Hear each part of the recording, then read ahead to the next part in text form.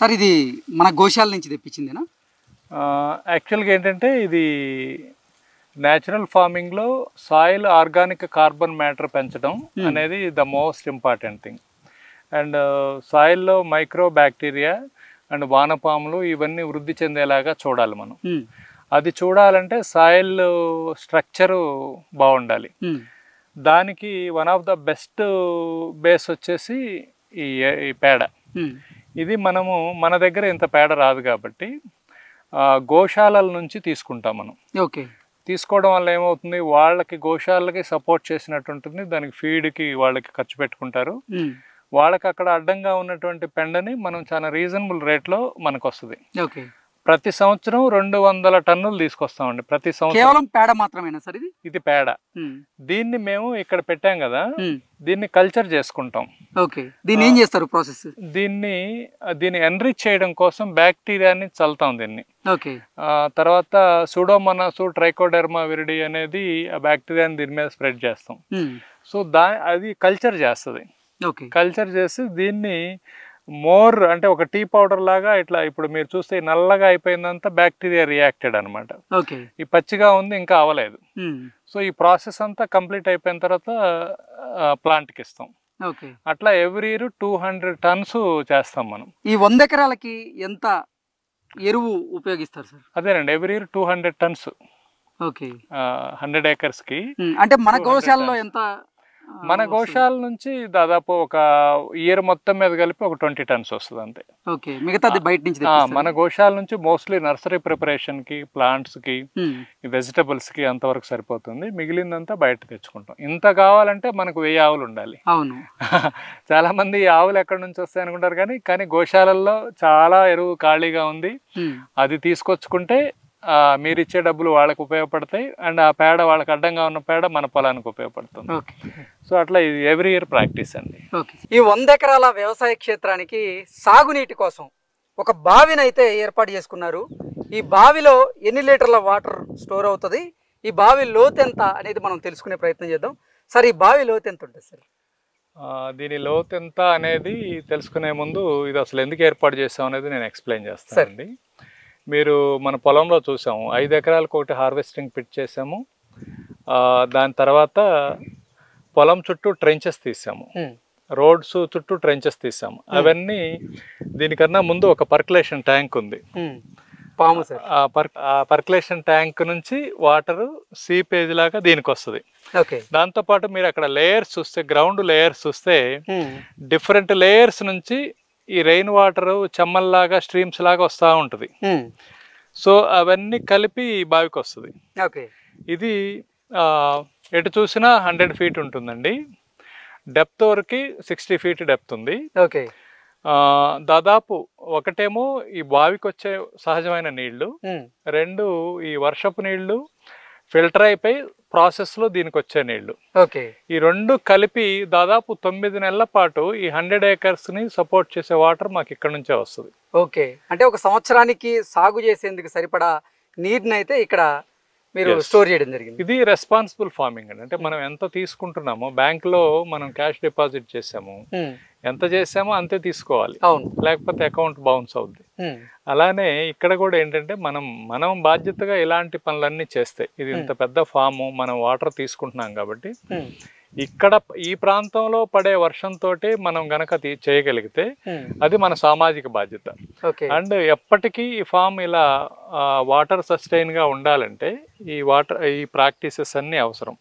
ఇది water harvesting అనే system కోసం మేము దాదాపు ఒక 2.5 కోట్ల రూపాయలు ఖర్చు పెట్టామండి.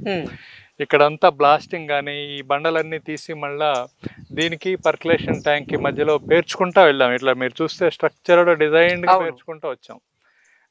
ఈ వాటర్ అంతా అక్కడ స్టోర్ అయ్యి అక్కడ నుంచి మళ్ళీ దీనికి వచ్చేసి ఇది ఫుల్ ఉన్నప్పుడు మిగిలిన వాటర్ అక్కడే ఉంటుంది. సో ఈ బ్యాలెన్స్ సిస్టంలో చేసుకుంటా వస్తున్నామండి. అంటే దాదాపు 2 కోట్లకు పైగానే ఈ బావి తవ్వించడానికి మీరు 2.5 కోట్లండి. 2.5 కోట్ల రూపాయలు ఖరీదు ఇది. కానీ ఇది అవసరం. This is the heart of our farm. ఇది ఒక గుండె లాంటిది. ఇక్కడ నుంచి గుండె గనక రక్తం పంప్ చేస్తే మనం ఎలా అలైవ్ గా ఉంటామో, ఇక్కడ నుంచి వాటర్ పంప్ చేస్తేనే ఫామ్ అలైవ్ గా ఉంటుంది. ఈ బావి నుంచి ఈ వ్యవసాయ క్షేత్రానికి నీరు ఎలా సరఫరా చేస్తున్నారు? ఇక్కడ మోటార్ ఉందండి. ఈ మోటార్ తోటి మీరు అక్కడ ఫామ్ పాండ్ చూసారు కదా, ఫామ్ పాండ్కి వెళ్తుంది. సో ఆ ఫామ్ పాండ్ నుంచి మళ్ళీ దానిలో ఉన్న మోటార్స్ పొలం అంతా డిస్ట్రిబ్యూట్ చేయడానికి మైక్రో ఇరిగేషన్ సిస్టమ్ ఉంటుంది. సో ఆ డ్రిప్ ఇరిగేషన్ పంప్ సిస్టమ్ నుంచి టోటల్ ఎంటైర్ 100 acres ఫామ్ ని 2 pumps ఆపరేట్ చేస్తాం. ఓకే, వ్యవసాయం అంటే ఇదేనా అన్నట్లుగా ఇందాక మనం చూస్తూ ఉంటే ఇక్కడే అంటే మీరు ఇందాక చెప్పినట్లుగా పాములు నివసించే చోటికి మనం వచ్చాం, మనమే జాగ్రత్తగా ఉండాలి. ఇక్కడ చూసుకున్నట్లయితే తుమ్మ చెట్టు, ఆ తుమ్మ చెట్టుకి కూడా పక్షులు అల్లినటువంటి గూళ్ళు చాలా అద్భుతంగా ఉన్నాయి. అసలు నేచరు మనకి ఎన్నో పాఠాలు చెప్తా ఉంటుందండి. అందుకనే ఎప్పుడు కూడా నేచర్లో తిరుగుతూ ఉండాలి. నేచర్లో మూవ్ అయిన వాళ్ళు, పల్లెటూరులో గ్రో అయిన వాళ్ళు, వాళ్ళకి పెద్దగా హడిల్స్ లాగా దేన్ని ఫీల్ అవ్వరు. ఎందుకంటే భూమిలో పాతుకున్న మొక్కకి కుండీలో పెరిగిన మొక్కకున్నంత తేడా ఉంటుంది సిటీలో పెరిగిన వాళ్ళకి, పల్లెటూరులో పెరిగిన వాళ్ళకి. అలానే నేచర్లో కూడా ఏంటంటే అవి చూడండి, పాపం వాటి కాళ్ళు లేవు, చేతులు లేవు, కానీ ఆ నోటితోనే దాన్ని మల్టీపర్పస్గా ఉపయోగిస్తూ ఆ గడ్డి తీసుకొచ్చి అండ్ ఆ చిటారు కొమ్మను కట్టుకుంటాయి.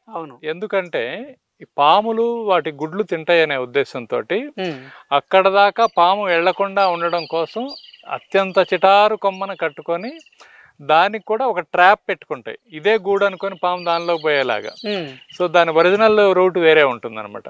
అంత ఇంటెలిజెన్స్ అండ్ తన భవిష్యత్తు తరాల మీద దానికి అంత ప్రేమ. సో దాని ఆర్ట్ ఎంత ఫైన్ ఆర్ట్. మీకు ఎన్ని కిలోలు గడ్డి ఇచ్చినా కూడా మీరు అలాంటి ఒక గూడు కట్టలేదు. అనేది అసంభవం ఎవరికైనా. అవును, that is the art of the nature అండి. మీరు చూస్తే నిజంగా చిన్న వయసులో తల్లిదండ్రులతో పొలాలకి వెళ్ళిన రోజుల్లో అంటే 90s లో, ఇప్పుడు అంటే ఇప్పుడు పిల్లలకి అసలు నిజంగా వ్యవసాయ క్షేత్రాలకు వెళ్ళేటువంటి సమయం లేదు. మనం చూసిన చిన్నప్పుడు తల్లిదండ్రులతో వెళ్ళి బాగా మేము పొలాల్లో చూసేవాళ్ళం, ఎంజాయ్ చేసేవాళ్ళం. చాలా సంవత్సరాల తర్వాత నాకు ఈరోజు నిజంగా హ్యాపీగా ఉంది. ఈ 100 ఎకరాల వ్యవసాయ క్షేత్రంలో ఈ వర్షపు నీటిని భద్రపరిచేందుకు గాను కొన్ని బావులను అలాగే కుంటలను కూడా ఈ వ్యవసాయ క్షేత్రం లోపలే ఏర్పాటు చేయడం జరిగింది. వర్షపు నీరంతా కూడా చిన్న చిన్న కాలువల నుంచి ఈ పెద్ద కుంటలోకి, అలాగే ఈ పెద్ద కుంట నుంచి కూడా ఆ బావిలోకి వెళ్ళేలాగా ఈ వ్యవసాయ క్షేత్రంలో ఏర్పాట్లు అయితే చేయడం జరిగింది. శ్రీనివాస్ గారు, ఏంటి అసలు వర్షపు నీటిని ఆదా చేసేందుకు వాటర్ హార్వెస్టింగ్ యూనిట్లను ఏర్పాటు చేశారు, ఏంటి వీటి ప్రత్యేకత? యాక్చువల్గా రెయిన్ వాటర్ హార్వెస్టింగ్లో అండి మల్టిపుల్ స్టేజెస్ ఆఫ్ ప్రాక్టీసెస్ కావాలి. చాలా ఖర్చు పెట్టాం మేము దాని మీద. ఒకటి ఓన్లీ ఆ బావి తీయడం కోసమే 2.5 crores ఖర్చు పెట్టాం. అండ్ ఈ పర్కులేషన్ ట్యాంక్స్, అండ్ ఇవన్నీ ట్రెంచెస్, పొలం చుట్టూ ట్రెంచెస్ ఉంటాయి. ఫస్ట్ బయట నుంచి మన పొలంలో పడిన వర్షం బయటకు వెళ్ళదు, బయట నుంచి వచ్చే నీళ్లు కూడా మన ట్రెంచెస్ ద్వారానే మన ఫామ్ లోకే వస్తుంది. అండ్ ప్రతి 5 ఎకరాలకు హార్వెస్టింగ్ పిట్ పెట్టాం. ఇవన్నీ ఓవర్ఫ్లో అయినప్పుడు ఇవన్నీ గ్రౌండ్ వాటర్ ని ఎక్కడికక్కడ డిపాజిట్ చేస్తాయి. ఈ ట్రెంచ్ కూడా ప్రతి 5 అడుగులకు ఒకసారి ఒక అడ్డుకట్ట ఉంటుంది, అందుకని ఆగుతూ స్టెప్ బై స్టెప్ వస్తుంది అనమాట. సో అలా వచ్చిన తర్వాత కూడా ఎక్సెస్ వచ్చిందంతా దీనికి వచ్చి ముందు ఈ పర్కులేషన్ ట్యాంక్ వస్తుంది. ఈ పర్కులేషన్ ట్యాంక్స్ ఇది మోర్ దాన్ 1 acre ఉందండి. ఇది దీనిలో అంతా నిండిపోగానే ఇక్కడ నుంచి మళ్ళా కింద ఓపెన్ వెల్కి వెళ్తుంది. సో ఇది కలిపి ఆల్మోస్ట్ ఒక 2 crores liters ఆఫ్ వాటర్ ఉంటుంది ఇక్కడ. దీంతో పాటుగా ఈ వాటర్ ఉంటుంది కాబట్టి గ్రౌండ్ వాటర్ పెరగడం ఒకటైతే, ఈ మాయిశ్చర్ రిటైన్ అవుతా స్లోగా డిపాజిట్ అవుతా బావికి ఎప్పుడు నీళ్ళు వస్తూ ఉంటాయి. బావి ఎప్పుడు లైవ్గా ఉంటుంది. అంటే ఏదైనా కరువు వచ్చిన సమయాల్లో కూడా ఈ వాటర్ని ఉపయోగించి సాగు చేయడానికి. ఎగ్జాక్ట్లీ. ఇప్పుడు మనకి సంవత్సరంలో ఇంతకుముందు యావరేజ్న 4 months సీజన్ ఉండేది, రైనీ సీజన్. అది 2 monthsకు పడిపోయింది. ఆ 2 monthsలో కూడా అన్సర్టనిటీ. పడితేనేమో క్లౌడ్ బర్స్ట్ రైన్స్ విపరీతంగా పడటం, లేదనుకుంటే స్మాల్ షవర్స్, అతివృష్టి లేదా అనావృష్టి, స్మాల్ షవర్స్. సో దానికి ప్రిపేర్ అవ్వాలి కాబట్టి ఇంత పెద్ద ఫామ్ మనం మేనేజ్ చేయాలనుకున్నప్పుడు దానికోసం అని చెప్పేసి ఇంత ఎక్స్పెండిచరు, ఈ ప్రాక్టీసెస్ అన్నీ చేస్తున్నాం.